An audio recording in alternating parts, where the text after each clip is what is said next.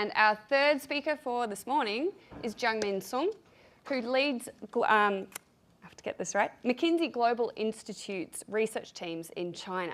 So he's interested in technology and innovation and also how China is changing. And from what we'll hear from Jeongmin this morning, China is actually way further along this digital journey than some of us might expect or anticipate. And this means a lot for all of us. So that's something we need to learn about. So thank you, Jeongmin. Thank you very much. Thank you for giving me an opportunity to breathe a fresh Australian air from the Mother Nature. So I only have 15 minutes, but I have an ambition to cover two very hot and globally important topics. The first one is China. China contributes about 1/3 of global growth, right? It's a very important trading partner to Australia. Second topic is about digital, right? So if you look at the list that Simon just shared, right? So top 5 out of 10 most valuable companies in the United States are related to digital, right? So I'm going to combine these two topics, right? Combining these two interesting topics should be an even more interesting and fascinating story, right? So I see your rising expectation. That means I'm under a lot of pressure to say something insightful. So let me do my best. Starting with an old narrative on China, right? So it's a remarkable growth, right? It's the second largest economy in the world, $11 trillion, right? Growing at 10% year on year over the past 3 decades, lifting 600 million people out of poverty, right? Fantastic, right?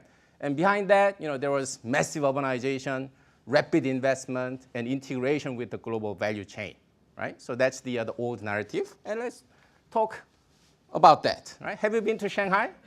Yeah. It's a fascinating city, right?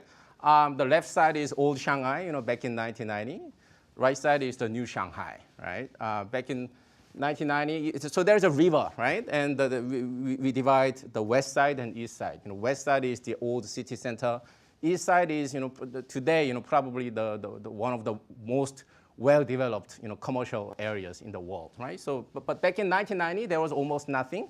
Today, lots of high-rise buildings, right? So this is a symbol of the massive investment and urbanization. Now Shanghai is the city of more than 20 million people, right? And I have to, whenever I use this slide, I have to update the right side of the slide because it keeps changing, right? There's new building every time, right? Another example is Shenzhen. Have you been to Shenzhen? Yeah? No, not yet? Yeah, so I encourage you to do so, right? So it's the symbolic city of China's opening up policy, right? So back in 1980, right, when China just started the reform, right, opening up of the country, right? It was designated as a special economic zone. But then by then, it was a very, very, very small village, right? Only 30,000 people, right, living there, right? Today, it looks like that, right? So if you had bought some properties, during that process, you will have lots of economic freedom by now, right? But then we don't work for money anyway, so it doesn't matter. So another, massive urbanization and investment story, right? And how about this, right? So we looked at the value add of manufacturing sector, right? China accounts for close to 30% of global manufacturing value add.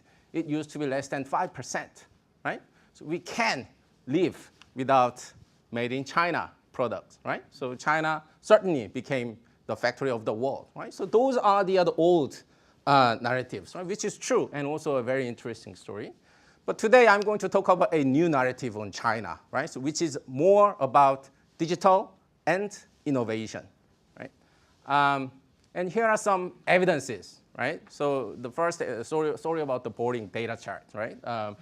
The first one is about the retail, right? So Chinese retail e-commerce transaction accounts for 40% of the global e-commerce transaction. It is larger than the next 5 countries combined. And my wife is a big driver behind this, right? Mobile payment, right? So it is ubiquitous, right? So the penetration of the credit card is low. So you can use your mobile phone as a payment tool, even on the mom and pop stores on the street. And when you buy some stuff, they will ask you to scan the QR code, right, instead of taking the cash. And there are some toilets, right, in a remote area, right? You used to pay for that, and you can use mobile payment to use the public toilet, right? And as a result, it is 11 times larger than that of the United States, right? Very interesting, right? Third evidence is the so-called unicorns, right? China is a home of the 1/3 of the global unicorns, and valuation is higher than that, right? So there's lots of investor excitement, right? So what's going on? Why is this happening in China, right? Of course, one very obvious reason is scale, right? There are lots of people, right? So there are 730 million internet users in China. 90% of them are on mobile, right? And 280 million people are so-called digital natives, right? And this so China's digital natives is as large as almost the entire U.S. internet population, right? There's a huge scale advantage, right? What does that mean? What does scale mean? Why does it matter in innovation? Right? It matters because it can enable the rapid commercialization of the new business model, which is very, very, very critical, right, in the space of innovation. And let's talk about some examples. Anyone from Melbourne? Have you tried this? No. No.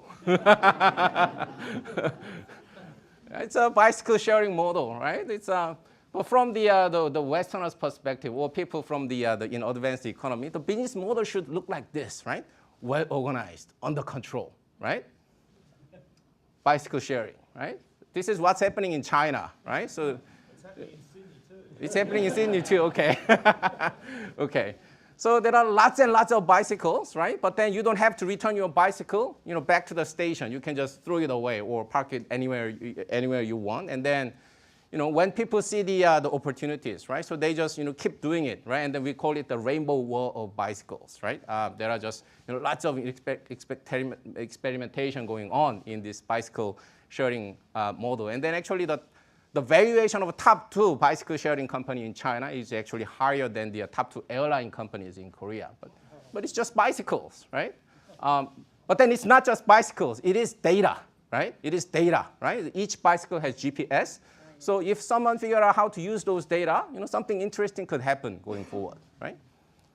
But then, when we talk about China, it's not just about scale, right? There are many other countries with large population, right? It is also about the behavior of the Chinese people. Have you seen something like this? Yeah, it's a movie with lots of characters, flying around, right, throughout the movie, right? And I subscribed the online movie service. And one day I saw this, right? And then I thought my subscription was expired, right? And also I got very, very annoyed, right? It's 2017, right? Isn't this a pirated version of the movie, right? Where is the intellectual property protection in China, right? And then later on, I found that this is actually a value-added service. So as a user, you can type your reaction to the story, right? And then, someone says, hey, I don't like the background music. Someone says, the story doesn't make sense because this guy all of a sudden jumped from Germany to Inner Mongolia, right? So people actually enjoy this, right? I got annoyed by this, but so-called digital natives, right? So they actually enjoy this, right? And then when we actually look at the Western, studios, right? They say that, our TV series has to be successful because we use big data and analytics. We observe people when they fast forward, backward, stop, pause, and so on. We reflect those customer feedback into our story. Therefore, we have to be successful. But look at this, right? This is not just fast forwarding and backward. This is capturing the user's response in the form of natural language, right? And if someone can figure out how to use this, something interesting could happen, right? So again, right? So that's the China's advantage, right? Or some unique and interesting behavior in the China's digital space, right? Let's talk a bit about Chinese companies, right? Digital companies, they are gradually improving their innovation capacity and capabilities. And here are some examples, right? So if you look at the processing capacity of Chinese payment companies, it's multiple times larger, right? And if you look at the computing power of these Chinese companies, they participate in this global competition. They start becoming the champion of this computing power, right? So why?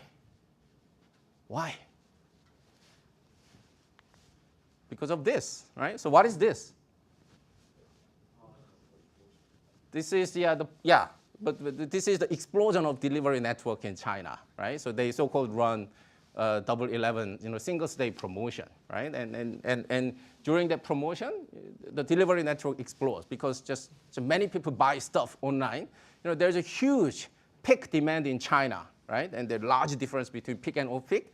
In order to handle this peak demand, they have to build the massive capacity, right? What are they going to do with all this capacity? I don't know, right? But they might do something interesting going forward. Maybe applying this capacity to drug discovery, biotech. I don't know, right? But something interesting is going on, right? Another interesting thing. Have you used Alipay or WeChat? Yeah. Good. Yeah. So it's really difficult to assign Chinese internet companies to a specific sector because they are everywhere, right? And these, Alipay and WeChat. Alipay is not a payment platform. WeChat is not a social platform. It is actually a lifestyle platform, right? And so-called the super app, right? And if you look at the features they have been offering, it has been growing at a very rapid pace. And if you open up the app, right, you can basically do everything, right? So from financing to transportation to entertainment or whatever you want to do, right? So these companies are actually touching every single aspect of consumers' life, right? So that means, they will have so-called a very good 360-degree view on you, right? So what are they going to do with all this data?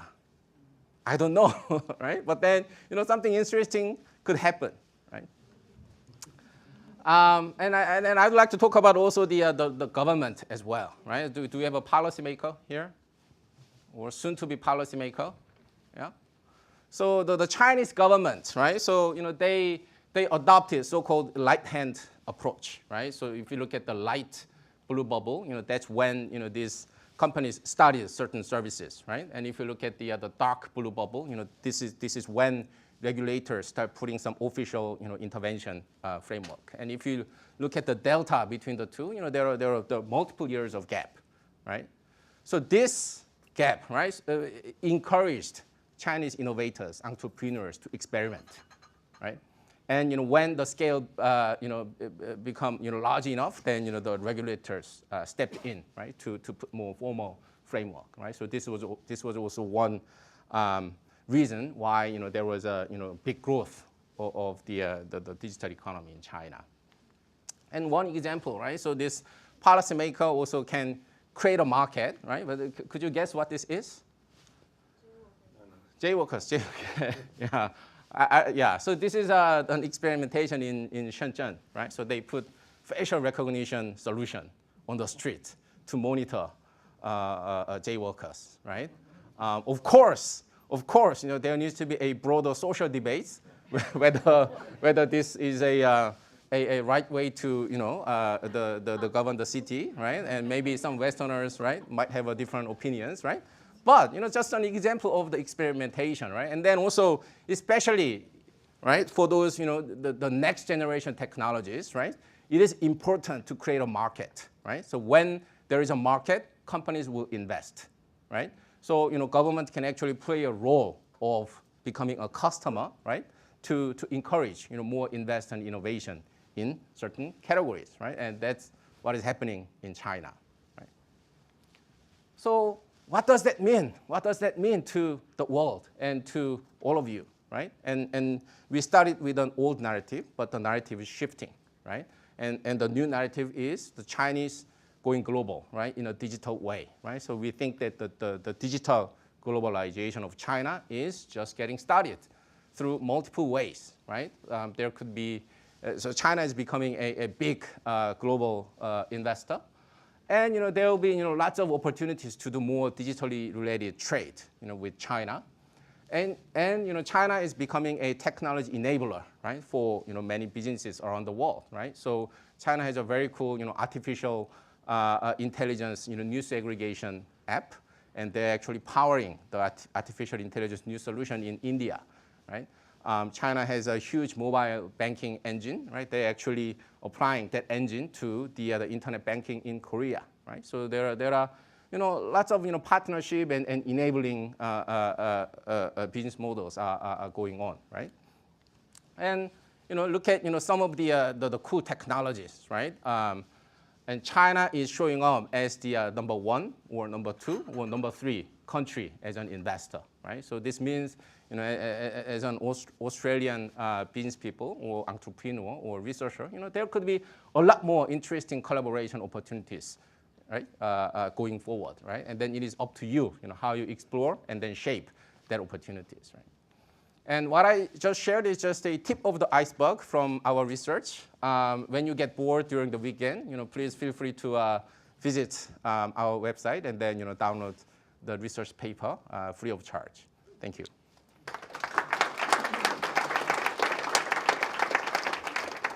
To stay here, we're going to move the chairs. Thank you. I feel like we've just had a glimpse into the future. It's good to get stories from what might seem like a fringe to us, but is actually a very mainstream event that's happening, all of these technologies that may soon be on our streets.